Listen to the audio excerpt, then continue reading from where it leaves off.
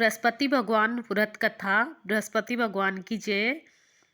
एक समय की बात है, भारतवर्ष में एक राजा राज्य करता था।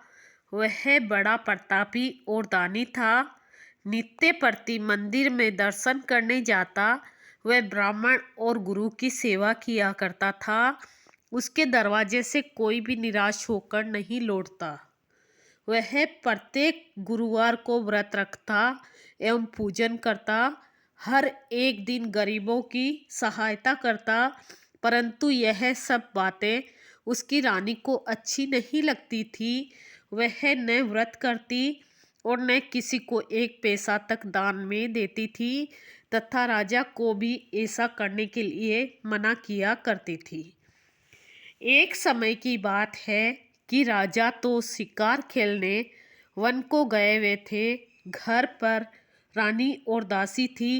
उस समय गुरु बृहस्पति देव एक साधु का रूप धारण कर राजा के दरवाजे पर भिक्षा मांगने गए।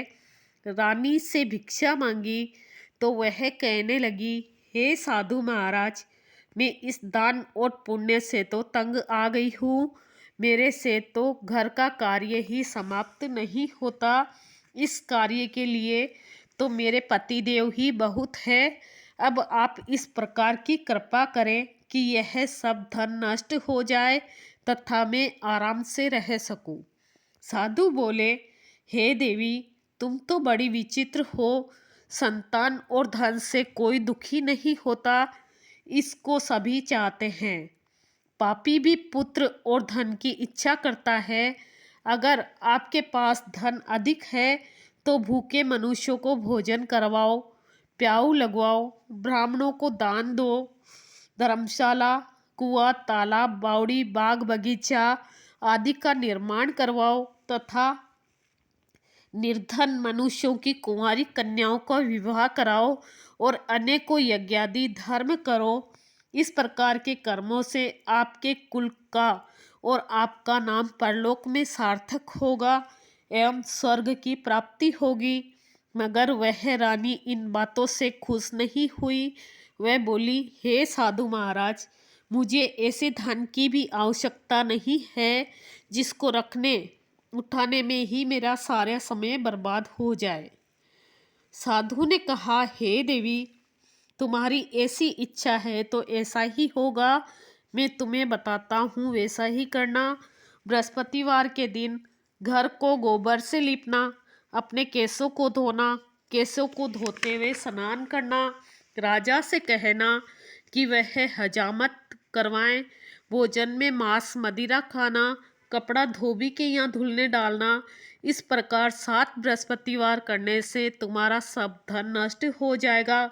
ऐसा कहकर वह साधु महाराज वहाँ से अंतर्ध्यान हो गए। रानी ने साधु के कहे अनुसार वैसा ही किया। 3 बृहस्पतिवार ही बीते थे कि उसका समस्त धन संपत्ति नष्ट हो गई और भोजन के लिए दोनों समय परिवार तरसने लगा तथा सांसारिक भोगों से दुखी रहने लगे। तब वह राजा रानी से कहने लगा कि रानी, तुम यहाँ पर रहो, मैं दूसरे देश को जाऊँ, क्योंकि यहाँ पर मुझे सभी मनुष्य जानते हैं, इसलिए कोई कार्य भी नहीं कर सकता। देश चोरी परदेश भीख बराबर है। ऐसा कहकर राजा परदेश चला गया। वहाँ जंगल में जाता और लकड़ी काट कर लाता और शहर में बेचता। इस तरह जीवन व्यतीत करने लगा। इधर राजा के घर रानी और दासी दुखी रहने लगी। किसी दिन भोजन मिलता और किसी दिन जल पीकर ही रह जाती। एक समय रानी और दासी को 7 दिन बिना भोजन के व्यतीत हो गए तो रानी ने अपनी दासी से कहा, हे दासी, यहाँ पास ही की नगर में मेरी बहन रहती है। वह बड़ी धनवान है। तू उसके पास जा और वहाँ से 5 सेर बेजर मांग कर ले आ, जिससे कुछ समय के लिए गुजर हो जाएगी। इस प्रकार रानी की आज्ञा मानकर दासी रानी की बहन के पास गई तो रानी की बहन उस समय पूजन कर रही थी, क्योंकि उस रोज बृहस्पतिवार का दिन था। जब दासी ने रानी की बहन को देखा और उससे बोली, हे रानी, मुझे तुम्हारी बहन ने भेजा है, मेरे लिए 5 सेर बेजर दे दो। इस प्रकार दासी ने अनेक बार कहा, परंतु रानी ने कुछ उत्तर नहीं दिया, क्योंकि वह उस समय बृहस्पतिवार की व्रत कथा सुन रही थी। इस प्रकार जब दासी को किसी प्रकार का उत्तर नहीं मिला तो वह बहुत दुखी हुई और क्रोध भी आया और लौटकर गांव रानी के पास आकर बोली, हे रानी, आपकी बहन बहुत ही धनी स्त्री है।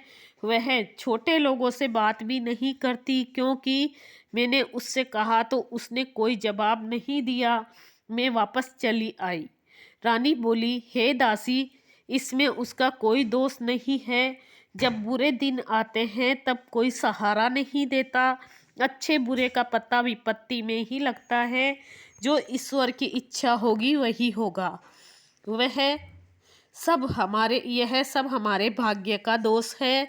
उधर उस रानी की बहन ने देखा कि मेरी बहन की दासी आई, परंतु मैं उससे नहीं बोली। इससे वह बहुत दुखी हुई होगी। यह सोचकर कथा सुन और विष्णु भगवान का पूजन समाप्त करके वह अपनी बहन के घर चल दी और जाकर अपनी बहन से कहने लगी कि हे बहन, मैं बृहस्पतिवार का व्रत कर रही थी, तुम्हारी दासी गई, परंतु जब तक कथा होती है तब तक न उठते हैं न बोलते हैं, इसलिए मैं नहीं बोली। कहो दासी क्यों गई थी? रानी बोली, बहन, हमारे घर में अनाज नहीं था। वैसे तुमसे कोई बात छुपी नहीं है, इस कारण मैंने दासी को तुम्हारे पास 5 सेर बेजर लेने के लिए भेजा था।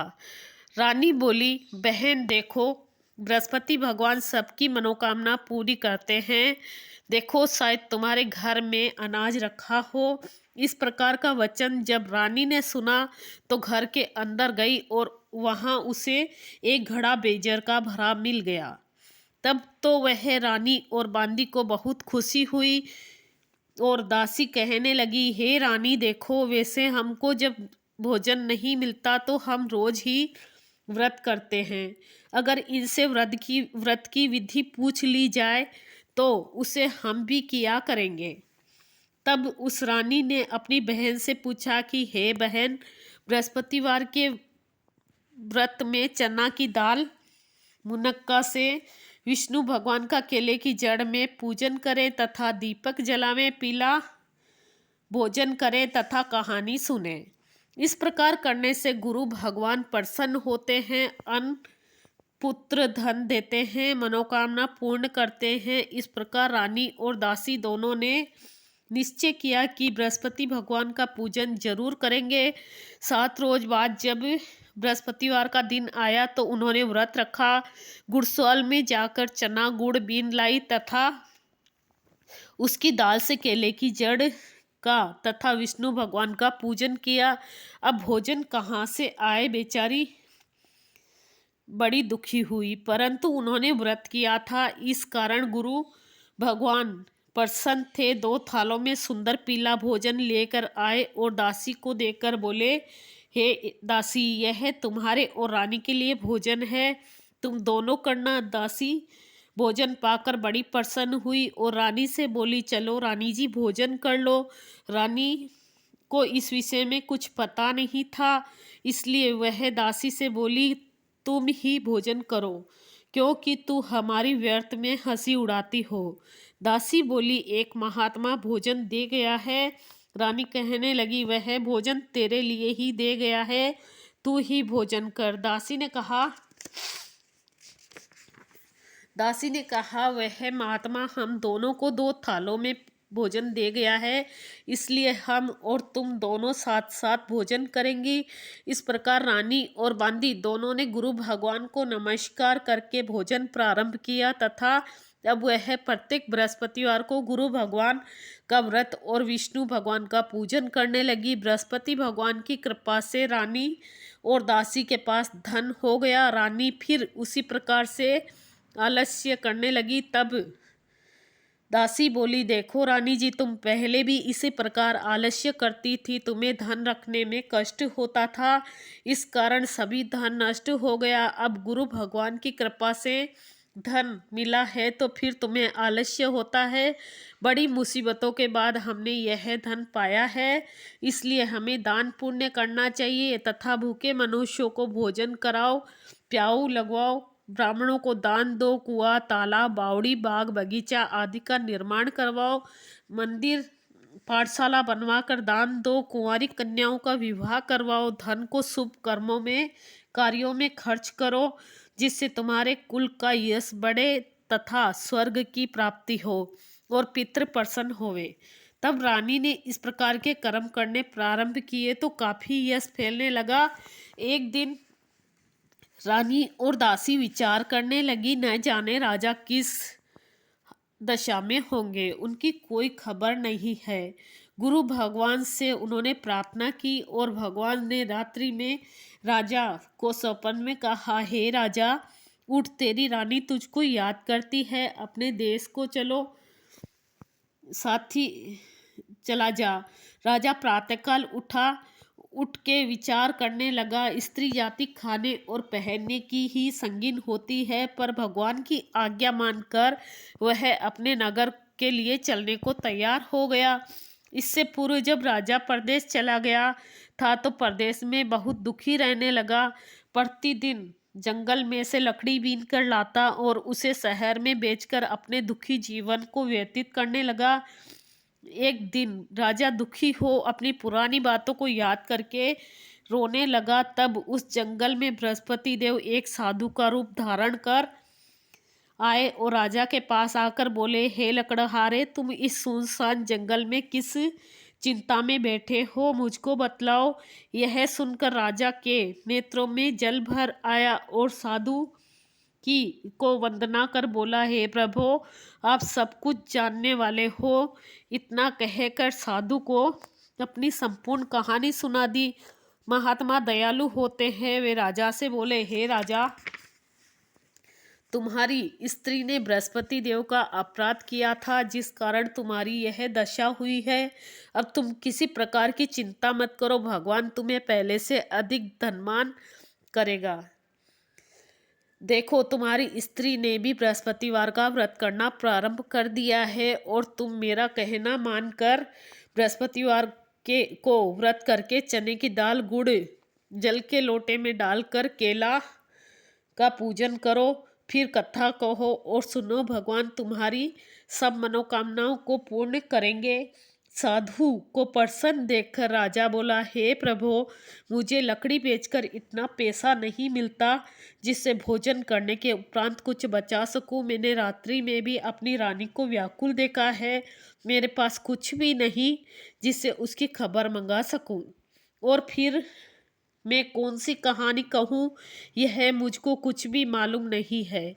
साधु ने कहा, हे राजा, तुम किसी बात की चिंता मत करो। बृहस्पतिवार के दिन तुम रोजाना की तरह शहर लकड़ियाँ लेकर शहर को जाओ। तुमको रोज से दुगना धन प्राप्त होगा, जिससे तुम भली भांति भोजन कर लोगे तथा बृहस्पति देव की पूजा का सामान भी आ जाएगा।